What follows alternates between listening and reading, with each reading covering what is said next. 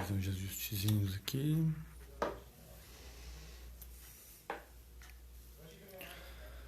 Bom dia a todos. Aqui é Felipe Moreira, psicólogo e hipnoterapeuta. Continuando com a nossa série Vida Nova, onde a gente vai falar sobre mudanças no estilo de vida e promoção da saúde no dia a dia de cada um. Para quem tem acompanhado o meu trabalho, sabe que nas próximas lives a gente vai falar de temas bem específicos sobre atitudes que a gente pode ter no dia a dia, sobre temas que acometem as pessoas, ainda mais nesse tempo de quarentena, gerando muita angústia, muitos problemas aí, como a gente pode acompanhar. A mídia não ajuda muito, a mídia parece que quer ver o pior das pessoas, quer mostrar só o lado negativo dessa pandemia. Tá feia a coisa, mas não tá tão feia assim quanto faz parecer. Hoje a gente vai falar sobre uma coisa muito comum que as pessoas já têm me pedido há um certo tempo, que é falar de ansiedade e depressão de um modo geral. Tá? Não vou me adentrar em nenhum assunto muito técnico, até porque eu já fiz uma live sobre depressão um tempo atrás. Se vocês buscarem no canal, vocês vão encontrar. Ansiedade e depressão são duas polaridades que cabem no nosso comportamento, na nossa atitude mental. O que está por trás delas? São movimentos energéticos, e quando eu falo energia, eu falo da nossa energia mental, da nossa capacidade intelectual, energia propriamente dita do nosso corpo, quando faz a nossa mente funcionar, o nosso cérebro funcionar, os nossos pensamentos ocorrerem. Então, a gente tem essas duas polaridades. De um lado, mais calmo, que é quando a gente está num ciclo de depressão, mais apático, mais cansado, né? Pouca vontade de fazer as coisas. E um lado contrário, lado mais agitado, mais dado a movimento, a querer fazer as coisas, a planejar, fazer, botar a mão na massa. Ambas têm suas vantagens e ambas têm suas desvantagens. Principalmente, a gente tem que entender que, primeiro, ansiedade e depressão não são necessariamente doenças. São características da nossa mente que ela utiliza para sobreviver, para se organizar, para controlar o próprio fluxo energético e os próprios pensamentos. Como um computador, que se você deixar ligado muito tempo, ele vai ficando pesado, vai ficando lento, né, vai travando. Então ele precisa de vez em quando de ser desligado, de entrar num estado de stand-by aí para poder repousar. Para quem acompanha as lives também, sabe que quando a gente fala um pouco de hipnose, o transe hipnótico é como se fosse esse estado de stand-by, esse descanso que a gente dá para a nossa mente. E a gente tem isso o tempo inteiro, né? A gente entra e sai desse estado ao longo do dia, a gente não presta atenção em tudo, a gente não lembra de tudo, o que é normal de acontecer, o que é natural para o nosso cérebro fazer acontecer esses momentos de descanso, propriamente dito. Porque se a gente ficasse atento a tudo, ficasse ligado em tudo o tempo inteiro, seria muito cansativo, seria muito desgastante para a nossa mente. Então o nosso cérebro ele vira a chavinha e põe a gente para descansar, né? Isso é normal de acontecer. Por outro lado, nós temos esses momentos de aceleração. Bom dia, Bruno. Bom dia, pessoal aí.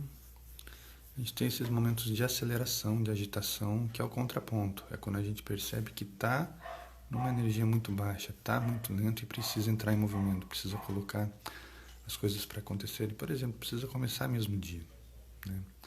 Quando a gente acorda, por exemplo, a gente acorda cansado, a gente acorda com preguiça, por mais que esteja disposto, tem aquela preguicinha matinal, isso é normal.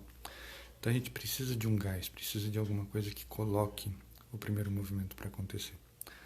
Então o nosso cérebro ele vai começar a produzir energia e fazer com que a gente comece a pensar em tudo que a gente tem para pensar, só que de uma vez só. Então cabe a gente aprender a organizar esses pensamentos e esse fluxo energético propriamente, né? O nosso cérebro, ele sempre sabe o que é melhor pra gente. Como eu sempre digo, ele é uma maquininha muito esperta que serve para organizar os nossos pensamentos. Serve para organizar aquilo que está acontecendo, né? Então, quando a gente começa a perceber que está ficando mais apático, está ficando mais cansado, a primeira coisa que a gente tem que parar para pensar é o que está acontecendo. Por que eu estou entrando nesse movimento hipo? Por que a minha energia está caindo? que esse nível está descendo? Será que eu me desgastei demais? Será que eu estou vindo de uma rotina muito corrida, muito cansativa e o meu cérebro está pedindo um pouco de descanso? Pode ser, né? Da mesma forma, ao contrário, quando a gente começa a ter pensamentos muito acelerados, pensar em muita coisa ao mesmo tempo, começar muitas atividades ao mesmo tempo, sem dar continuidade. Como se a gente começasse 10 coisas e a partir daí começasse a escolher qual a gente vai continuar. Quando o ideal era nem ter começado, mas já que começou, vamos tentar avançar aí. O nosso fluxo de pensamentos é muito acelerado. Hoje em dia, está provado que o ser humano é capaz de pensar 50, 100, 200 coisas ao mesmo tempo. E isso atordoa. Imagina um computador que você sai abrindo um monte de aba ao mesmo tempo. Quanto mais você abre, mais pesado ele fica. Quanto mais pesado ele fica, mais lento ele fica, até que ele trava. Até que ele para de funcionar. E geralmente é que nem computador, ele vai parar nas piores horas. Né? Então você vai estar agitado, né? Vai estar pensando em muito, vai estar tendo ideias, vai tentar botar em prática, não vai conseguir, e de repente as ideias vão parar. De repente você vai estar com tanta ideia ali no seu monitor, na sua tela, você não vai nem saber por onde continuar. Né? É importante organizar esses pensamentos, é importante colocar em ordem as prioridades. E como é que a gente faz isso? Primeiro de tudo, como todo processo de mudança, reconhecendo o que precisa ser mudado. O que está acontecendo na mente, o que está deixando de acontecer, o que está acontecendo dentro da gente que faz com que a nossa mente queira acelerar e entrar nesse movimento de agitação mental. A gente sabe o que acontece. Nossa mente é um bichinho muito esperto, como eu falei. E quando ele entra nesse estado, é porque ele sabe que ele precisa se agitar. Ele precisa desse movimento. Então, é o que eu sempre falo, a gente tende, hoje em dia, a lamentar muito, a se julgar muito. Né? Quando a gente fala de ansiedade, quando a gente fala de depressão, ainda mais hoje em dia, nesses tempos de pandemia, você pegar o Instagram aí, é o que mais você vai ver acontecer, é o que mais está tendo de live. Né? Vamos falar sobre ansiedade na pandemia, sobre depressão na pandemia, sobre saúde mental na pandemia. É como se a pandemia estivesse canalizando todo o foco e de repente ela virasse a grande culpada de tudo que está acontecendo, e não é por aí. Eu diria assim, ela está se tornando um holofote, ela está fazendo com que a gente olhe mais para dentro, ela está privando muitos pensamentos, não diria desconexos, muitos pensamentos angustiantes que a gente já tinha e não se dava conta por causa do dia a dia, por causa do estresse, por causa da correria, a gente sempre arrumava uma forma de não pensar naquilo. E agora com essa parada da quarentena, de ter que ficar em casa, de ter que olhar para as próprias coisas, pensar nas próprias coisas, no trabalho, na vida, na família, a gente acaba se vendo obrigado a participar dessa reflexão. Então, assim, a gente está parando de se negligenciar, como eu costumo dizer. A gente se negligenciou por muito tempo e por isso nossa sociedade chegou nesse ponto inquieto, nesse ponto angustiante. E de repente, aquilo que deveria ser o alerta de que algo precisava mudar se tornou uma desculpa para que não mude. Então você começa a ficar agitado, começa a ficar doente. Ah, não, eu estou fazendo isso porque eu estou ansioso. E não o contrário. Não está escutando o som. Bruno, você está me escutando? Será que está com problema? Será que está muito baixo? Então, assim, a nossa sociedade, a gente passou... Deve ser ela, então. Vamos esperar ela voltar. Eu vou continuando aqui.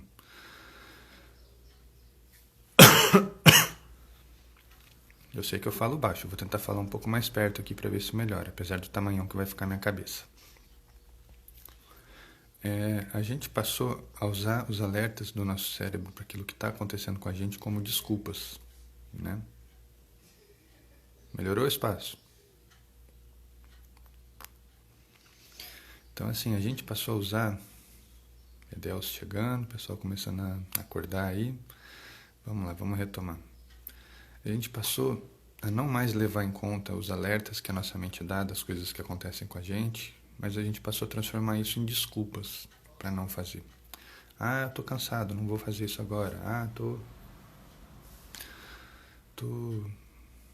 cansado, tive um dia cheio. Ou então, tem muita coisa para fazer, não dá para me concentrar nisso agora. E a gente vai empurrando com a barriga, vai procrastinando, né? Quando na verdade a gente está invertendo a prioridade do que está acontecendo.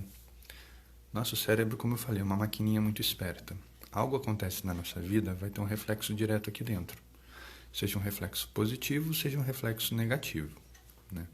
Ou aquela experiência vai ser uma experiência boa que eu vou querer lembrar, ou aquilo vai ser uma experiência ruim que eu vou deixar guardadinha aqui em algum canto até esquecer.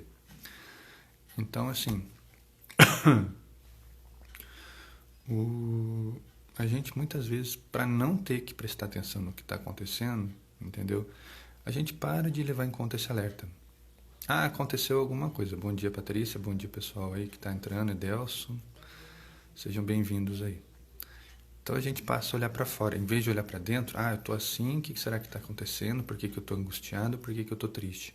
Não, eu faço o contrário. Isso está acontecendo porque eu estou triste. Isso está acontecendo porque eu estou angustiado. Vocês percebem essa inversão acontecendo? Eu paro de dar atenção para mim. Eu paro de usar aquilo que está acontecendo dentro de mim como uma desculpa para o que está acontecendo do lado de fora. E eu assumo que eu não tenho poder de mudança, quando na verdade é exatamente o contrário. Só eu posso mudar. Só eu posso olhar para o meu dia a dia, olhar para as coisas que estão acontecendo e reconhecer o que pode ser feito. Eu estou angustiado. O que está me angustiando? É esse sentimento de tristeza, essa coisa de pressa, esse pensamento acelerado, é o acúmulo de tarefas que eu estou deixando acontecer. Então, eu preciso fazer esse diagnóstico para poder começar uma mudança. Na live passada, quando eu falei da vida nova com relação ao emagrecimento, lembra que eu falei? Primeira coisa que você tem que se reconhecer, o que você quer mudar em você? Olhar para o seu corpo, olhar para a sua autoimagem, ver o que está te deixando insatisfeito, para saber onde agir, por onde começar. Quando a gente fala em depressão, quando a gente fala em ansiedade, é a mesma coisa, só que é um corpo interno. É a nossa personalidade, a nossa mente que está dando esse alerta de que alguma coisa não está de acordo com o que a gente quer. E não estando de acordo, a gente não pode se conformar.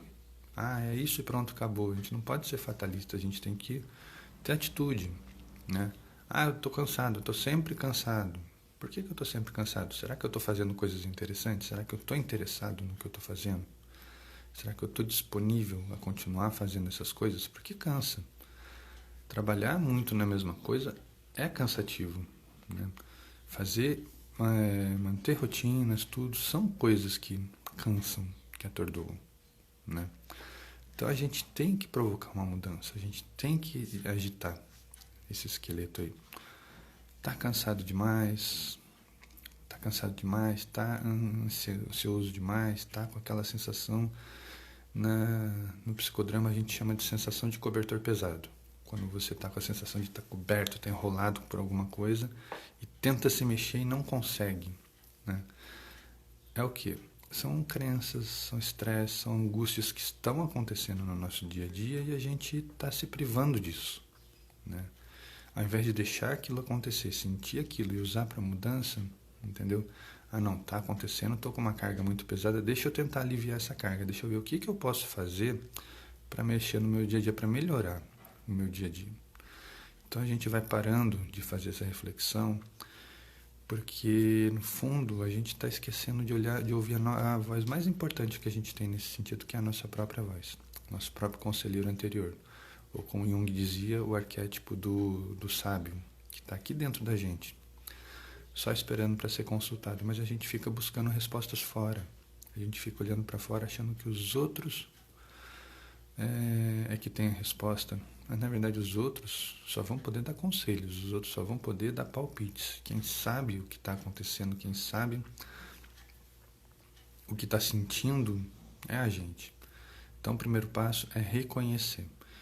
E como é que eu trabalho isso? Bruno perguntou aqui, podemos usar a auto-hipnose para sentir mais presente, com toda certeza. Hoje em dia mistura-se um pouco dos conceitos do mindfulness, né, que é a atenção plena, com a própria auto-hipnose. Há quem diga que não são a mesma coisa. Eu acho que é uma questão de leitura. Eu acho que são a mesma coisa. Porque o mindfulness vai colocar você num estado de contemplação, vai colocar você num estado de calma, né? A auto-hipnose também vai te colocar num estado de calma, né? Só que enquanto um quer que você mantenha a calma, mantenha a energia relaxada para se concentrar no seu mundo interno e ver o que aparece, entendeu? Entrar em contato. A auto-hipnose é aquele mergulhador mais ativo que vai pular no lago, vai revirar, vai nadar cada vez mais fundo, vai procurar alguma coisa. Bom dia, Gouveia, bem-vindo aí a mais uma live, né? Bom dia, César, bom dia ao pessoal que vai entrando aí. Então, assim, não sei se eu respondi à altura aí a sua pergunta, Bruno, mas o que acontece? Tem muita gente hoje em dia que cria essa rixa, cria essa divisão entre meditação e hipnose. Se você for olhar, grosso modo, são a mesma coisa, entendeu? A diferença é que a meditação vai rebaixar a sua ansiedade, a sua energia mental até um patamar de tranquilidade. Aquele é o seu objetivo, é como se fosse um transe leve, como eu falei da outra vez. A hipnose, ela vai te levar aonde for necessária, seja a auto-hipnose, seja outra hipnose, por assim dizer, com uma outra pessoa te guiando. Só que se você parar para partir do princípio de que você é quem comanda a hipnose, você que vai entrar ou não entrar naquele estado, independente de ser ou não ser guiado, então, na verdade, toda hipnose é uma auto-hipnose. Mesmo que outra pessoa esteja te guiando, depende de você se deixar levar. Então, você pode estar no momento em que você fala para você mesmo, não, só baixar para esse ponto, para essa calma, para mim já é o bastante. Beleza. E tem gente que não, eu quero rebaixar e ver até onde isso vai me levar. Eu quero autoconhecimento, quero mergulhar nesse lago escuro e ver o que está escondido lá embaixo. Se tem um monstro, se tem uma sereia, se tem um baú do tesouro. Eu quero ver aonde ele vai me levar. Então, tem técnicas sim de meditação, de mindfulness que você vai continuar fazendo essa curva, vai continuar baixando esse pensamento, essa ansiedade, entendeu? E já está provado cientificamente que tanto a meditação quanto a auto-hipnose mudam a frequência cerebral. A gente entra ali de estado beta para estado alfa, para estado teta, para estado gama. Você vai passando de um estado para outro cada vez mais profundo, né? Tudo, obviamente, é uma questão de disciplina. Não é uma coisa que a primeira vez que você sentar lá, respirar fundo, o seu emocional já vai lá embaixo, o seu inconsciente vai vir à tona. Tem gente que é assim. Tem gente que você só precisa falar, durma, e a pessoa capota. E tem gente que você tem que ficar guiando, conduzindo, entendeu? São atividades repetidas, por assim dizer. Por que na terapia a gente fala que é um trabalho continuado? Porque tem algumas pessoas que você consegue na primeira sessão abaixar um certo patamar e descobrir um pouco dela, daquilo que ela está buscando. Naquela sessão, aquele foi o marco dela. Você estabelece níveis, você estabelece signos sinais, você estabelece locais dentro do inconsciente dela para que aquele ponto passe a ser mais acessível para ela. Na sessão seguinte, você não vai começar do zero, você vai começar daquele ponto que você chegou com ela e vai vindo cada vez mais para dentro dela. Então, conforme você vai repetindo, Edelso, você não conta, cara. Acho que se eu falar durma agora, você capota. Eu não vou brincar disso agora, que eu não tenho vídeo aí para poder te guiar de volta. Vamos lá. Mas tô brincando aqui porque o Edelso ele é bem sonambúlico, como a gente fala, né? Ele é uma pessoa bem suscetível. E uma pessoa suscetível, só fazendo um parênteses aqui, que a gente brinca que é uma pessoa que é muito fraca. Na verdade, não. Na verdade, é exatamente o contrário. É uma pessoa que tem uma autoconfiança tão grande que ela se entrega. Ela se deixa levar, ela confia que ela está no controle, ela confia na pessoa que está com ela e ela vai embora. Entendeu? Ela vai fundo nessa busca aí, ela mergulha naquele lago de cabeça. Vamos pensar no lago como sendo a nossa mente. Quando a gente fala de ansiedade, é como se estivesse tendo uma ventaninha, uma tempestade, esse lago estivesse todo agitado. E você vai ter que mergulhar naquele lago para buscar as coisas que você quer. E quanto mais agitada a água, mais difícil é você nadar. Mesmo um laguinho calmo, passa a ter uma certa correnteza e fica difícil você ir da borda para o meio, do meio para a borda, né? É cansativo, né? É difícil. E quanto mais agitado o lago, mais a lama do fundo vai levantando e mais coisas você vai encontrando. Então, na ansiedade, Exatamente, sempre no controle, Deus. Então, na ansiedade, é como se você mergulhasse no meio dos seus pensamentos. Então, você vai passar por todos eles, você vai mergulhar em todos eles, você vai encontrar todos eles ali como se fossem bolhas em volta de você. E você vai fazendo um trabalho de reconhecer qual é a bolha onde você vai mexer naquele momento. Qual é o foco do seu trabalho naquele instante, entendeu? Na depressão é o contrário. É como se a água fosse mais pesada, como se o lodo fosse mais, tivesse mais concentrado no fundo, e por mais que você agite a água, aquela lama não levanta. Então você tem que ir lá no fundo para chegar nas emoções, nos pensamentos, naquilo que realmente está acontecendo. Pode acontecer de uma pessoa ser ansiosa e depressiva ao mesmo tempo? Claro que pode, né? Lembra que os dois são polaridades. A gente tem os dois lados. O lado da depressão, da hipoação, né? E o lado da ansiedade, da hiperação. Num pensamento está mais devagar, no outro pensamento está mais acelerado, por assim dizer. E a gente faz esse movimento, essa oscilação, essa onda constantemente. E não tem nada de errado nisso. O que a gente não pode deixar acontecer é parar mais de um lado ou mais de outro. Ter longos períodos ali mergulhado na depressão, ou ter longos períodos vivendo na ansiedade, no estresse, na angústia, na mudança. Por quê? O depressivo, qual é a maior dificuldade dele? Não é entrar em movimento? Então, ele se convence de que aquilo para ele é o bastante, ou que ele não consegue sair daquilo. Então, se ele não consegue sair daquilo, ele também vai se convencer de que aquilo tá bom para ele, né? E às vezes ele para de perceber que ele consegue entrar em movimento e passa a ter medo desse movimento. Aí o que acontece? Se ele passa a evitar o movimento, ele vai fazer um esforço para ficar parado. E esse esforço se torna ansiedade. Ele sabe que ele consegue, mas ele tem medo de tentar. Então ele começa ali parado na conchinha dele, ele começa a ter uma agitação que é característica da ansiedade, do lado mais agitado, mais ansioso, mais estressado. Só que parado. É que nem um carro que você fica acelerando, mas não sai do lugar. Ele vai ter o mesmo desgaste se você estivesse com ele em movimento. Óbvio, menos peças desse carro vão se desgastar. Mas o carro, o motor, o combustível vão se consumir, vão se acabar do mesmo jeito. Exatamente, Adelso. Ganho secundário. Você não pode entrar numa pessoa... você não pode lidar com uma pessoa que tem um transtorno mental partindo do pressuposto de que ela não é normal. Aquilo para ela é o normal dela. Ninguém faz o que não pode, o que não quer, ninguém faz o que não está servindo para nada. Se ela é deprimida, se ela está, num estado de depressão, aquilo está servindo para alguma coisa. De repente ela teve uma vida muito ansiosa e de repente fez uma parada.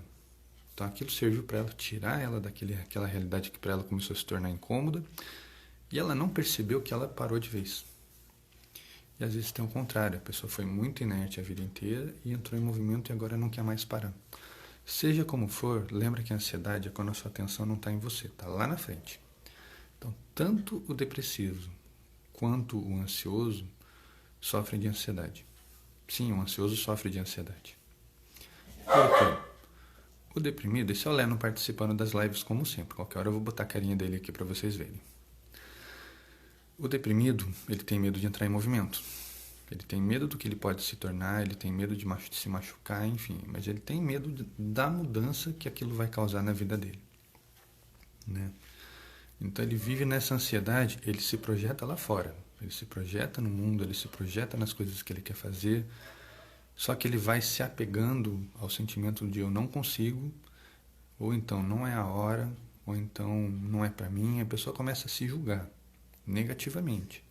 Então ela passa a lamentar a vida que ela tem. E aí em cima da depressão está entrando uma baixa autoestima, está entrando um sentimento de menos-valia, e aquilo vai empurrando a pessoa cada vez mais para baixo. Entendeu? A ansiedade é o contrário, a pessoa está agitada, ela não consegue se concentrar, ela tem pensamento rápido, ela está pensando em 10 coisas, está pensando em tudo que ela tem para fazer, todos os planos, todas as atividades. É aquela pessoa que já acorda pulando da cama, ela acordou, já está pensando no café da manhã, toma no café da manhã pensando no trabalho, chega no trabalho já pensando na hora. Ela está sempre um passo à frente dela mesma e não aproveita. Então o que acontece? Ela já começa o dia cansada, porque ela já começou o dia gerando muita energia e consumindo muita energia. Porque lembrem que o nosso cérebro, ele não entende a diferença de realidade e fantasia. Então, se você se concentrar o dia inteiro, sentado em casa, pensando em fazer atividade física, pensando em fazer uma caminhada, pensando em estudar, pensando nas coisas que você tem para fazer fora de casa e não está fazendo, em 2 ou 3 horas você vai estar cansado como se você estivesse se movendo, como se você estivesse saído, andado, feito uma caminhada e voltado. Porque seu cérebro vai dizer para o seu corpo que aquilo está acontecendo. Ele não entende que aquilo não está acontecendo. E eu vou dar um exemplo para vocês agora. Para vocês que estão sentados, pensem em fazer uma caminhada. Pensem em levantar agora e dar uma volta no quarteirão. E eu tenho certeza que vocês vão perceber que as pernas de vocês vão querer se mover. Mesmo sentados, vocês vão agitar os joelhos, vocês vão agitar a perna no lugar. Ou no mínimo vocês vão sentir um leve tremor, que é sinal de que a sua perna está querendo entrar em movimento. Isso é um sinal de que o cérebro está gerando toda uma mecânica para te pôr em movimento. Mesmo que você não levante e ande. Entendeu?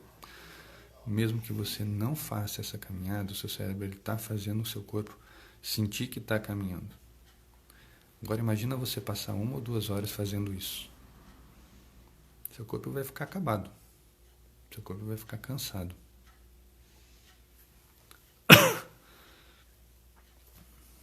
Então, assim, a gente tem que se concentrar no momento. A gente tem que olhar para a gente em cada momento. O Mindfulness é legal porque é uma filosofia que traz esse conceito de você perceber o espaço, perceber o momento, entendeu? Sem se deixar levar. Então, eu estou aqui agora com vocês fazendo essa live. Eu não estou pensando no carteiro que está passando na rua. Até fechei a janela para ele não participar da live de novo. Não estou preocupado se o Leno está fazendo alguma arte lá fora. Não estou preocupado com o meu enteado no quarto. Não estou preocupado com as contas que eu tenho que pagar. Então, assim, eu estou preocupado aqui. Meu foco está aqui. Isso é uma coisa que demanda treino. Acreditem, nem sempre eu fui assim. Eu tenho pensamentos muito acelerados, mas eu aprendi a puxar a rédea e botar eles no ponto morto para eu poder aproveitar um pouquinho dessa viagem aí que se chama dia, né? A gente tem que aprender a controlar essa energia mental a nosso favor. A gente tem que aprender a usar aquilo que a gente tem para o nosso bem-estar. Então, uma pessoa, nessa oscilação que eu falei, da depressão para um lado, para a ansiedade para o outro, a gente faz esse movimento constantemente. Uns mais, outros menos, entendeu? Mas isso aqui é normal. Só que esse movimento não é constante. Essa oscilação não corre na mesma velocidade sempre. Tem dia que a gente está oscilando um pouco mais para esse lado. Outro dia a gente vem subindo, vem vindo para um lado um pouco mais agitado. Isso é normal de acontecer. Essa ondulação tem que acontecer. Como eu falei, a gente não pode parar nem de um lado nem de outro. A gente tem que estar em movimento. Então a gente tem que reconhecer qual é o nosso padrão normal. Se é uma coisa mais centrada, se eu consigo ficar entre um estado de depressão e um estado de ansiedade, e vou usar isso a meu favor. Então, se eu ver que eu estou caindo um pouco de energia, eu já boto um pouco de agitação e volto para o meu ponto de equilíbrio. Se eu estiver acelerando muito, eu retardo um pouco a velocidade e volto para o meu ponto de equilíbrio. Isso se meu ponto de equilíbrio for no meio. Se o meu ponto de equilíbrio for mais para o lado da depressão, eu vou ter um pouco mais de trabalho. Eu vou ter que colocar mais energia para que eu não entre no estado de parada. Vou ter que ficar buscando atividades, fazendo pequenas coisinhas que vão me botando em movimento e vão me elevar a minha energia mental. O ansioso, mesma coisa. Ele está acelerado, ele está agitado, ele quer fazer tudo ao mesmo tempo. E ele sabe que ele não vai conseguir, mas ele vai ficar tentando do mesmo jeito. A gente tem que fazer o quê? Tem que começar a tirar a energia daqui. Como? Tirando atividades. Pega um papel e anota todas as listas das tarefas que você tem para fazer naquele dia. Dependendo das pessoas, eu já tive gente que colocou sem brincadeira 50 atividades que ela julgava necessárias fazer no dia. 50. Imagina, se você dividiu o dia em 24 horas, é como se ela tivesse que fazer 2 atividades extremamente importantes por hora para conseguir dar conta. Então, assim, bom dia o pessoal aí que está entrando. Então, o que acontece? Você tem que começar a tirar e mostrar para a pessoa que nem tudo aquilo ali é vital, nem tudo daquilo ali é imprescindível, é infalível, né? E não é fácil para a pessoa. A gente está lidando com um grau de normalidade, a gente está lidando com uma coisa que ela fazia a vida inteira. Então não vai ser a primeira vez que você vai mostrar para ela que ela vai conseguir. Com você, pode ser que ela consiga reduzir de 50 atividades no dia dela para talvez umas 40, 45 atividades. Com o tempo, ela vai continuar diminuindo essa lista. Normalmente, pela minha experiência, as pessoas hoje em dia fazem uma lista de tarefas de algo entre 10 e 15 atividades, contando tudo. Contando refeição, contando tudo que ela tenha para fazer no dia dela. Tá? Porque a gente tem que levar em conta isso também. Refeição é parte do nosso dia, o horário de descanso é parte do nosso dia. Cuidado pessoal, escova dente, banho, tudo isso tem que estar nessa lista das coisas que você tem que fazer. Isso é o seu padrão de normalidade, né? Com o tempo, você vai perceber que aquelas coisas que são automáticas, você não precisa se preocupar. Banho. Você já tem o seu horário de tomar banho. Hoje em dia, com esse negócio de pandemia, tem gente que toma banho sempre que chega em casa. Eu sou um. Chego da rua, deixo minha roupa do lado de fora, a roupa que eu fui na cidade às vezes. Agora um pouco menos, que graças a Deus eu estou curtindo minhas férias, não estou indo tanto em hospital, que é algo mais crítico. Mas deixo minha roupa do lado de fora, separada, entro, tomo um banho, uma ducha rápida, aí vou começar a andar pela casa, aí vou começar... Então, assim, já virou uma rotina. No começo eu tinha que ficar pensando nisso, tinha que lembrar. Às vezes eu entrava em casa, saía, tirava a roupa, entrava de novo.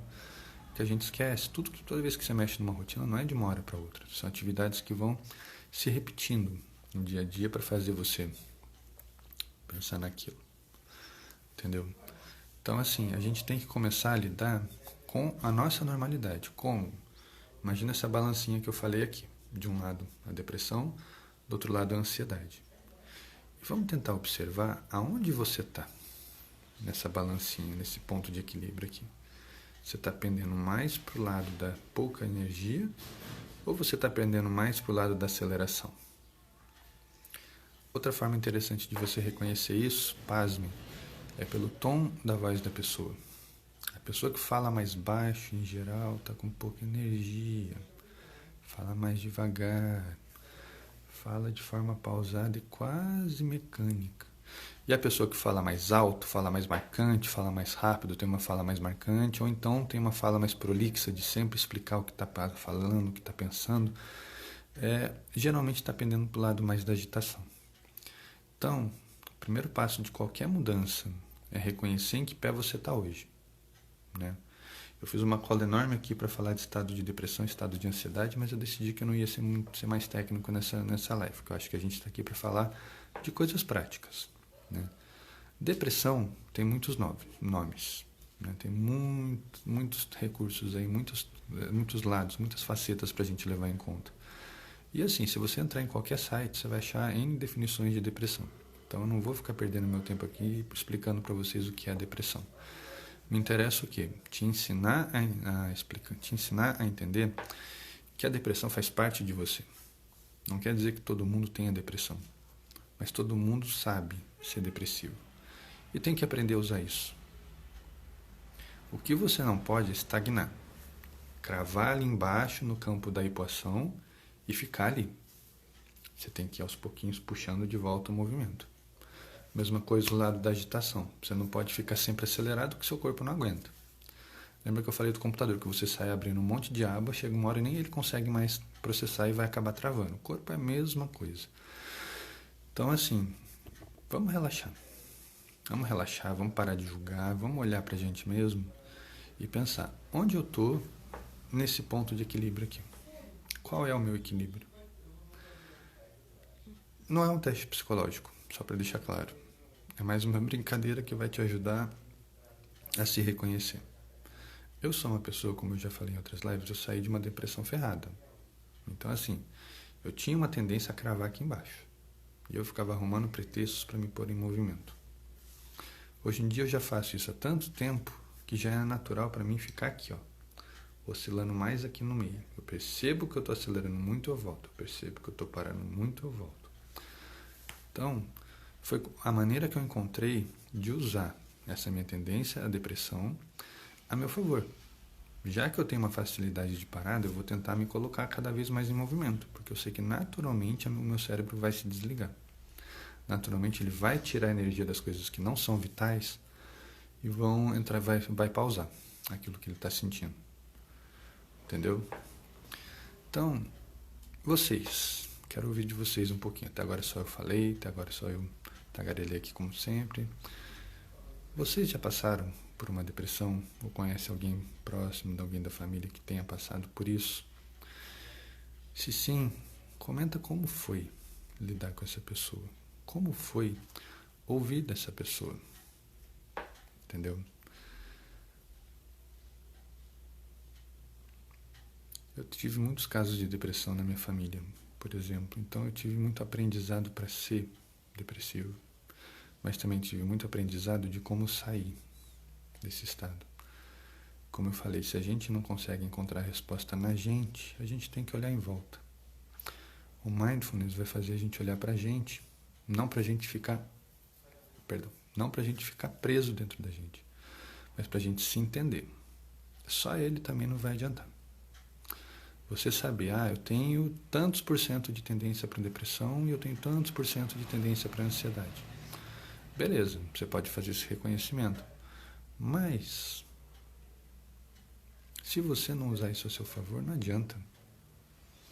O Edelso falou aqui, conheço alguém que luta para não sair da depressão. Isso é muito comum. Como eu falei, a pessoa se prende naquele estado e ela não consegue mais sair. Tudo vira uma desculpa. É o que você mesmo falou, é o ganho secundário. A gente tem que olhar o que está sendo produtivo para a pessoa ficar naquele estado. Por que ela está querendo ficar naquele estado? E lembrar que ela pode não perceber que ela está querendo isso. A gente pode lembrar o quê? Que ela pode estar ali há tanto tempo, ela mergulhou tão fundo nesse lago que ela não consegue mais ver a superfície. Ela acha que o lago é o que ela tem. Entendeu? Então ela só consegue nadar para os lados, ela não nada para cima. É um aprendizado. Entendeu? A gente tem que lembrar que às vezes a gente precisa de uma carga oposta. Se estiver muito parado e não conseguir entrar em movimento, é que nem um carro. Descarregou a bateria e ele sozinho não consegue sair do lugar. Você tem que fazer o quê? Você tem que fazer força, você tem que empurrar. Colocar aquele carro em movimento para ele dar um tranco e a partir daí começar a andar por ele mesmo. O que acontece? O carro dá uma acelerada quando ele pega o tranco e depois ele vai devagarinho e vai recuperando a aceleração. A gente é igualzinho. Tanto uma pessoa que está lutando com a depressão, quanto aquela que está lutando para não cair numa depressão. Aquela pessoa ansiosa, acelerada, de pensamento rápido, planeja. E a gente confunde o quê? Com TDAH. A pessoa pensa 10 coisas ao mesmo tempo, começa um monte e não termina. Ela pode estar hiperativa sim, mas ela pode ter um propósito para isso. Ela pode estar hiperativa porque ela não quer parar, porque ela tem medo de se sentir parar. Isso é muito comum de acontecer nas pessoas que trabalham há muito tempo numa mesma empresa ou nas pessoas que estão perto de se aposentar. A pessoa começa a lutar contra essa sensação de parada. E é muito comum uma pessoa que se aposenta passar por um período de depressão. Né? Porque é a vida dela se readaptando. Ela teve a mesma rotina durante anos e de repente ela não tem mais aquela rotina. Então ela tem que se reinventar, ela tem que reescrever a própria história. E não é de uma hora para outra. Eu atendo muita gente que está para se aposentar e tem medo da depressão. Então a pessoa vem procurar terapia para enfrentar esse medo, para não deixar isso acontecer. Né? É bem isso, Adelso. A pessoa acha que está lutando, mas está na verdade andando numa esteira e não vai a lugar nenhum. É exatamente isso. Então assim, a gente tem que lembrar que a pessoa, ela pode não ver o movimento que ela está fazendo. Então a gente de fora pode tentar ver por ela o que a gente está observando, lembrando que a gente tem um ponto de vista. E conversar com a pessoa sobre isso. Entendeu? Conversar com a pessoa. Por que ela tem esse movimento? Por que ela está fazendo isso com ela? Não no sentido de julgar, mas, no termo aqui que o Edelso usou, no sentido de por quê. Por que a pessoa está deixando aquele lado negativo dominar? O que tem de tão sedutor na depressão que a pessoa escolhe ficar doente? Não que ela faça isso conscientemente, mas a pessoa escolhe ficar doente para não sair do lugar. Ela luta contra o próprio instinto de mudança. Pode ser uma tensão secundária. De repente, doente, ela tem uma atenção da família. Entendeu? De repente, doente, a família fica de olho nela, a família fica atenta. Então, assim, a gente tem que levar isso em conta. O que tem de positivo na vida daquela pessoa? Né? Vamos pensar assim, vamos pensar da seguinte maneira. Ninguém faz nada sem ganhar algo em troca. Ninguém faz nada que comprometa a si mesmo, sem enxergar uma vantagem naquilo. De repente ela pode não ter realmente uma vantagem, mas ela não consegue ter isso. A pessoa que abraça a depressão, por exemplo, ela tem medo de ficar em movimento, ela tem medo de se machucar, então ela fica presa nessa sensação. Né? Da mesma maneira, a pessoa que está constantemente em movimento, está muito acelerada, que tem medo da parada, aquela pessoa, como eu falei, que está para se aposentar, ela tem um estilo de vida muito ativo, ela tem a rotina dela, a hora de sair de casa, a hora de almoçar, a hora de encontrar com os amigos, a hora de... Ela tem já determinado tudo que ela vai fazer praticamente no dia dela. E de repente, 1/3 desse dia vai passar a ficar em branco. Como é que ela vai preencher isso? E é muito comum que no começo ela não preencha com nada.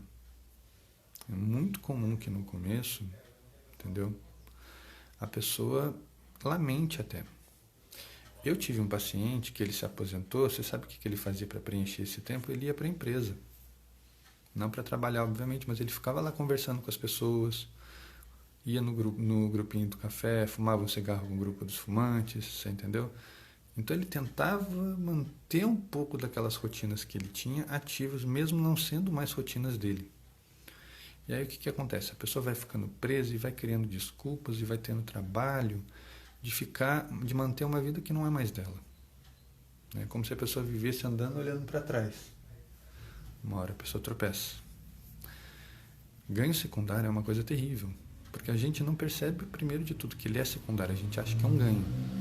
Então eu estou fazendo tudo isso, estou me divertindo ali vendo meus amigos, estou tomando um cafezinho, só que uma hora eles vão voltar para o trabalho, eu vou voltar a ficar sozinho. Então assim, eu tenho que levar em conta como eu vou fazer isso? Como eu vou fazer essa substituição? Tem gente que é o contrário. A pessoa está para se aposentar, ela começa a fazer tantos planos, ter tantas ideias, aí a pessoa se aposenta, ela não consegue colocar nenhuma em prática. Por quê? Ela ficou se concentrando no que ela vai fazer, não em como ela vai fazer. Lembra do processo de mudança. Primeiro reconhecer o momento que você está vivendo, começar a estruturar as coisas que você quer deixar de fazer, deixar que aconteçam na sua vida, caminhar na direção dos sonhos, dos objetivos, das metas e começar a construir a maneira de chegar até eles. Tudo isso é um processo que pode demorar, dependendo da pessoa, pode demorar anos, dependendo da pessoa, pode demorar dias. Tem gente que já tem tudo tão engatilhado, tão claro na mente dela, que ela tem aquilo, ela vive aquilo num dia só. Eu já tive pessoas que saíram de uma sessão completamente modificadas. Não sei se durou. Não sei o quanto aquilo continuou acontecendo daquela maneira. Nem todas as pessoas, infelizmente, dão uma devolutiva pra gente. Nem todas as pessoas, nem todos os pacientes respondem pra gente. Ah, doutor, tô bem, mudei, melhorei de vida, tô bem melhor, muito obrigado. Geralmente quando a pessoa melhora, ela vai embora. Ela segue com a vida dela. Poucos têm esse ímpeto de dar uma resposta, de dar um retorno, né? E tem gente que não. Quando a pessoa não está bem, ela vai te procurar. Quando a pessoa está bem, muitas vezes ela some, ela vai viver a vida dela. Eu já aprendi a não lamentar mais isso. Antigamente eu ficava me lamentando, pensando que eu tinha feito alguma coisa errada, que a pessoa não tinha voltado porque não tinha gostado. Hoje em dia eu já entendo dessa forma, entendeu? Quando a pessoa não gosta, ela deixa claro que ela está insatisfeita. Acredite. Se ela gosta, ela vai aproveitar o tempo dela. Ela vai viver a vida dela, entendeu? Ela não está preocupada em ficar dando satisfação. Acolher qualquer tipo de doença mental, Edelso, é uma caixinha de surpresa. Você sabe o que você está procurando, mas você não sabe o que você vai encontrar. Eu me lembro muito do caso do medo do escuro, já falei dele em outras lives aqui. A pessoa que me procurou para trabalhar o medo do escuro, medo do escuro, medo do escuro. Fiz a hipnose, fiz a regressão e a pessoa descobriu que, na verdade, o medo do escuro era uma proteção para que ela não se lembrasse de um histórico de abuso. Então, assim, muitas vezes você sabe o que você está procurando, mas você não sabe o que você vai encontrar. E nem todo terapeuta está preparado para esse encontro. E agora eu vou abordar um outro ponto muito importante. Juntando a questão do ganho secundário, o estado emocional da pessoa pode ser uma proteção. Tanto a depressão, para que a pessoa não entre em movimento, porque alguma coisa lá na frente do passado dela já aconteceu para devolver ela para cá, quanto a ansiedade. O medo da parada faz com que ela pense muito na vida dela, pense muito nas coisas que ela está insatisfeita, então ela não quer, ela se põe lá na frente. Entendeu? É muito comum nesse caso da ansiedade a pessoa que trabalha muito, a pessoa que tem um estilo de vida muito agitado, muito ativo, né? Ela não consegue ficar parada, ela não consegue parar e olhar para a vida dela e pensar nas coisas que ela quer, pensar nos sonhos dela. Então por quê? Ou ela tem tanta coisa em mente que ela ainda não conseguiu encontrar uma maneira de começar a correr atrás, ou ela nem consegue pensar que ela tenha sonhos. Ela acha que a vida dela é trabalho. É uma crença limitante, mas ela acha que a vida dela é trabalho. Então, ela precisa ficar se ocupando, precisa ficar colocando coisas, ideias, planos, tudo para que ela não pense nela. Quem aqui não tem um amigo que está sempre ajudando os outros, está sempre super disponível para cuidar da vida dos outros, para vir conversar, animar, mas quando ele vai pensar na vida dele mesmo, ele trava. Quem tiver um amigo assim, levanta a mão. Eu nem sei quantos eu tenho assim. Mas é natural que isso aconteça. A gente passa a ter medo das escolhas que a gente não consegue fazer. E por causa disso, porque a gente não consegue fazer essa escolha, a gente percebe essa escolha com muita facilidade nos outros. Tenho certeza que todo mundo aqui tem um amigo assim. Entendeu? O que acontece? O Jung fala que aquilo que nos atrai nas pessoas é, na verdade, uma projeção de algo positivo, de algo nosso. Então, se uma pessoa chamar minha atenção de um jeito ruim, talvez ela esteja expressando um lado meu que eu desaprove. Então, eu tenho que pensar nisso. E se eu vejo uma pessoa que me encanta, que me anima, que me encoraja, eu estou encontrando naquela pessoa um lado meu que eu estou reconhecendo. Entendeu? Então, assim, seja como for, quando a gente fala de rapport, quando a gente fala de envolvimento, de atração, o que me chama atenção positivo numa pessoa é uma projeção de algo que eu vejo como positivo em mim. O que me incomoda numa pessoa é uma projeção de algo negativo que eu vejo em mim. Entendeu? Então, por que esses amigos têm tanta facilidade em ver os nossos problemas? Porque eles têm muita facilidade em ver os próprios problemas também. Mas eles não querem pensar nos deles. Então, eles pensam nos nossos problemas, eles querem nos ajudar como uma desculpa para não se ajudar.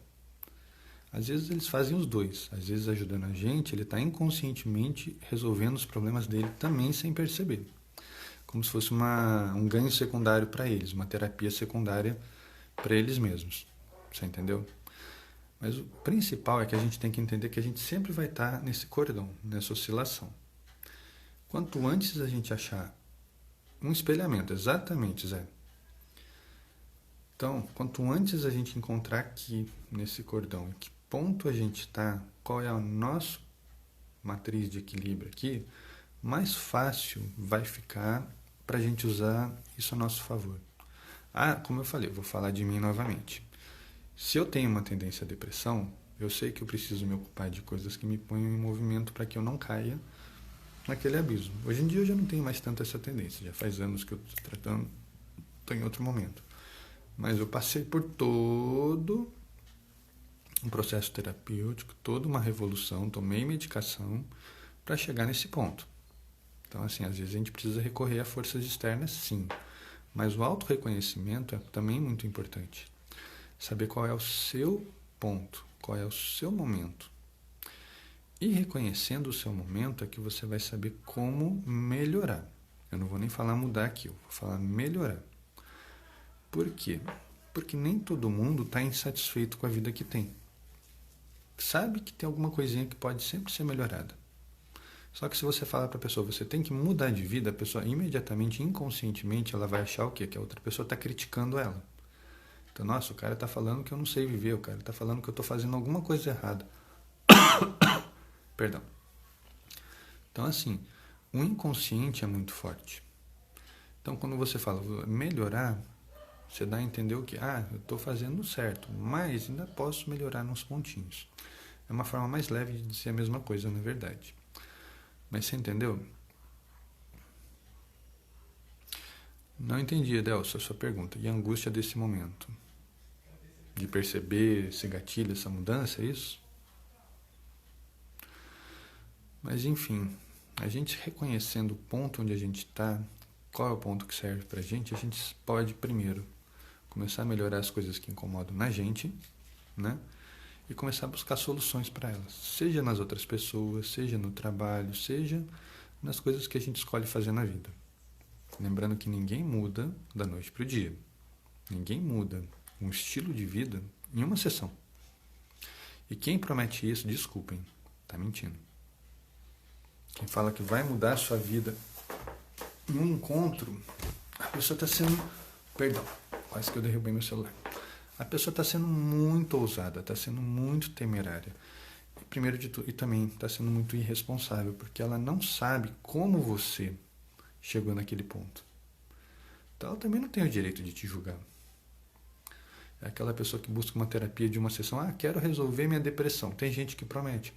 Curo sua depressão em uma sessão. Gente, sai correndo dessas pessoas. Porque elas não têm a menor ideia nem do que é uma depressão. Quanto mais prometer que cure em uma sessão. Depressão, como eu falei, é uma coisa que você pode levar anos só para descobrir o que deixou a pessoa naquele estado.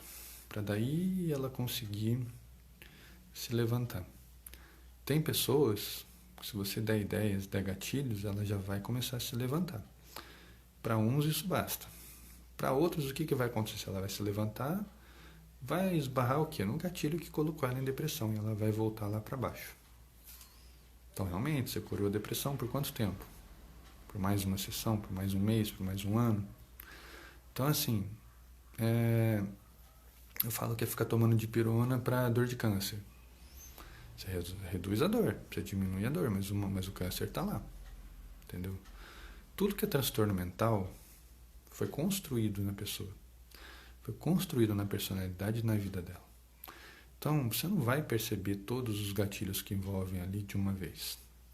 Você tem que fazer o quê? Reconhecer naquela pessoa quais são esses gatilhos, que a maior parte deles é evidente. E mostrar para a pessoa que ela pode fazer aquilo. E a partir daí ela vai ter duas escolhas. Aceitar que aquilo basta, então eu vou lutar minha vida inteira contra isso e vou ficar indo de gatilho em gatilho, atividade em atividade. Ou a segunda opção que a pessoa tem é querer entender o que fez ela ficar naquele jeito, para que isso não aconteça mais. Ou seja, ela quer assumir o controle da vida dela, do emocional dela, do espiritual, do que quer que seja que esteja afligindo ela. E aí eu estou falando dos dois lados, tanto na depressão quanto na ansiedade. A pessoa assumindo o controle, ela nunca mais vai cair naquele buraco. Se a pessoa não assume o controle e fica só vivendo de atividades, vivendo de truques, por assim dizer, vivendo de gatilhos, pode ser o bastante, mas uma hora aquilo vai cansar. Uma hora o próprio inconsciente vai falar, chega de disfarçar, tá na hora de ver o problema. Seu problema é esse aqui, encara. E aí a pessoa vai fazer o quê? Vai olhar para o outro lado. Vai fingir que aquilo não aconteceu e vai para o próximo gatilho. Então você não está curando uma depressão em uma sessão, você está ensinando a pessoa a se enganar em uma sessão. Entendeu? Você pode trabalhar sintomas. Uma terapia de uma sessão, uma hipnoterapia, você vai trabalhar com a sintomatologia. Mas a doença mental, quando já está instalada, demora tempo para ser tratada. Demora um processo. Às vezes, você encontra uma pessoa que já está mobilizada no processo de cura E trabalhando os sintomas, ela vai afetando a personalidade dela de uma forma positiva, ela vai mudando por dentro e vocês vão ao encontro um do outro. A sua terapia e a autoterapia vão se encontrar e vai haver uma melhora, uma mudança interna muito poderosa. Às vezes, não é sempre, e não tem como você saber se aquele paciente que você está tratando está nessa categoria. Então, sejam sinceros, sejam coerentes. Deixa eu ver como é que está nosso tempo aqui. 5 minutinhos, daqui a pouco o Instagram vai derrubar a gente. Sejam sinceros, como eu falei, aprendam a olhar para uma pessoa e reconhecer em que ponto dessa curva ela está. Porque a partir daí fica fácil você trabalhar com aquela pessoa, fica fácil você dar um norte para o tratamento com aquela pessoa. Entendeu? Gente, temos mais uns minutinhos, só quem tiver alguma pergunta. Lembra que mudar de vida é difícil, é um processo. Para você que está olhando de fora, é só dar um empurrão que a pessoa desce ladeira, vai ladeira abaixo, pega no tranco e toca a vida dela. Para a pessoa, foi todo um processo que fez com que ela chegasse naquele ponto. E esse processo, mesmo que seja um processo de doença, tem que ser respeitado. Você tem que entender que aquela pessoa não está ali porque ela quer. Ela está ali porque ela não consegue não estar ali. E o seu papel terapeuta é ensinar a pessoa a não estar ali. Ensinar a pessoa a dar a volta por cima. Então, se você quer seguir essa linha de prometer uma cura em uma sessão, saiba o que você está fazendo. E segundo, saiba que não vai dar certo. Você vai ajudar a pessoa por um tempo, mas rapidinho ela vai voltar para o buraco. Porque você não ensinou ela a sair do buraco. Você só ensinou ela a não cair. O buraco você contorna, você pula, você desvia, você bota coisa em cima. Mas se você cai, você não sabe o que fazer. E terapia é isso. Terapia é ensinar o que fazer. Quando estiver no buraco, como sair? Como se levantar? Bom, eu vou encerrando por aqui, gente. Quem tiver dúvidas, manda para mim. Tem os meus canais. Podem mandar o direct, podem mandar no Instagram, podem mandar no YouTube, que o vídeo vai para lá depois, como sempre.